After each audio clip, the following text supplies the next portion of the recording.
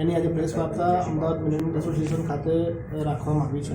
આપણી સાથે ટ્રસ્ટ તરફથી અત્યારે ઉપસ્થિત છે નિલેશભાઈ પંચાલ. તો વધુ વિગત માટે આપણે નિલેશભાઈ પંચાલ સાથે વાત કરીશું. નિલેશભાઈ, આપનું સ્વાગત છે બીજા રેવોલ્યુશનમાં. હું છું મનોજ ખત્રી આપણી સાથે. આજે પ્રેસ વાર્તા આપણે રાખી છે દિવ્યાંગ બાળકોના ઉત્થાન માટે અને આત્મનિર્ભર બનાવવા માટે.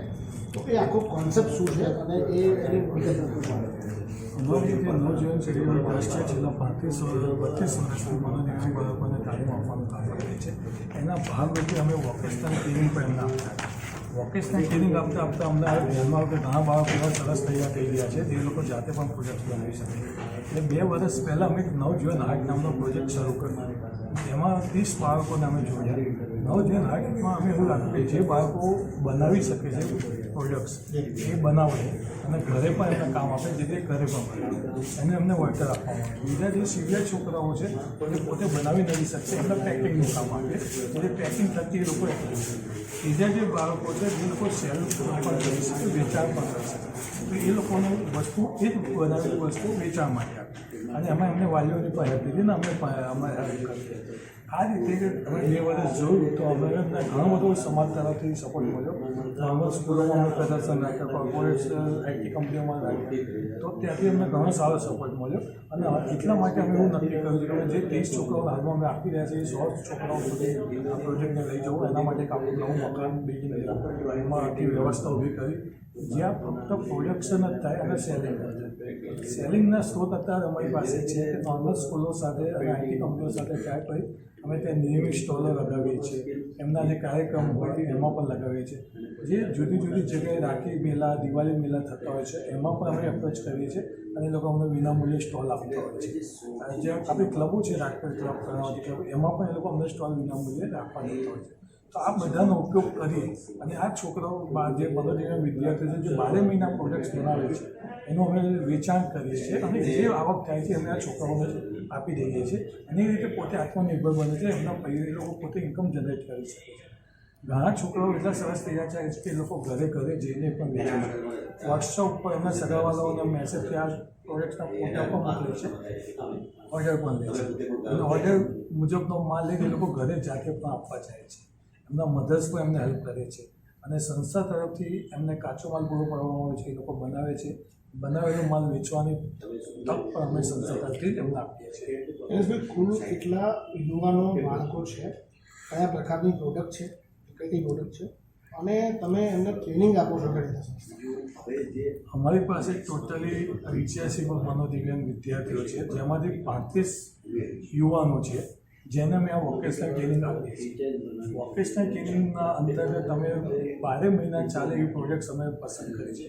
જેમાં ડેકોરેટિવ કવર્સ છે, હાર છે, ટોડલા છે, તોરણ છે, અગરબત્તી છે, મીણબત્તી છે.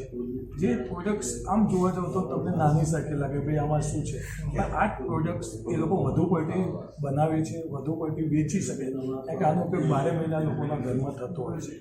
રક્ષાબંધન આવે ત્યારે અમે રાખડીઓ પણ બનાવીએ છીએ, દિવાળી પર વિવિધ પ્રકારના દીવાઓ પણ બનાવીએ છીએ.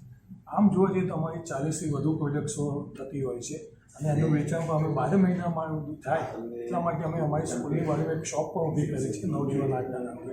એ શોપ ઉપર 12 મહિના 10થી 7માં એ વસ્તુઓ ઉપલબ્ધ હોય છે અને જ્યારે રક્ષાબંધન, દિવાળી આવે ત્યારે વધુ પડતા સ્ટોક રાખીને અમે આ વસ્તુઓનો જે સ્ટોક થયો હોય છે એનું વેચાણ કરીને અને અમે એનો નિકાલ કરીને વસ્તુઓનો અને એનો જે આવક થાય છોકરાઓના આપતા હોય છે.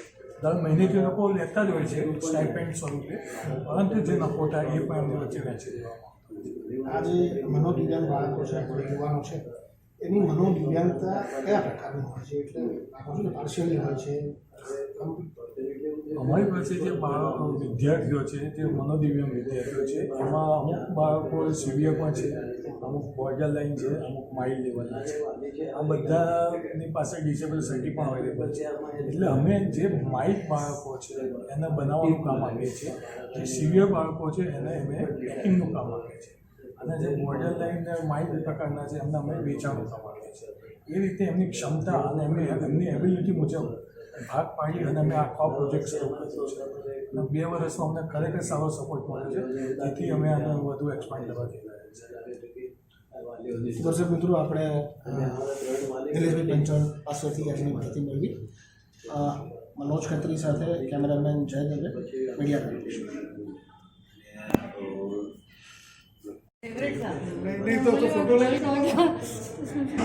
तो फोटो लेने का वो ठंडा इतना खराब अच्छा हयात पूरा बिगड़ ही गया नहीं हयात का बेकार बेकार એમાં બીજી વખત એવું થયું હયાતમાં कहीं ना कहीं પ્રોબ્લેમવાળો છે આનું સારું છે મેં કીધું આ બીજી ત્રીજી આઈટીસી आईटीसी तो बेस्ट આઈટીસી का છે એ તો હયાતમાં તો અમે ઊભા નથી ને સીધા અહીં આવતા રહે खाने का टेस्ट भी आता है वीडियो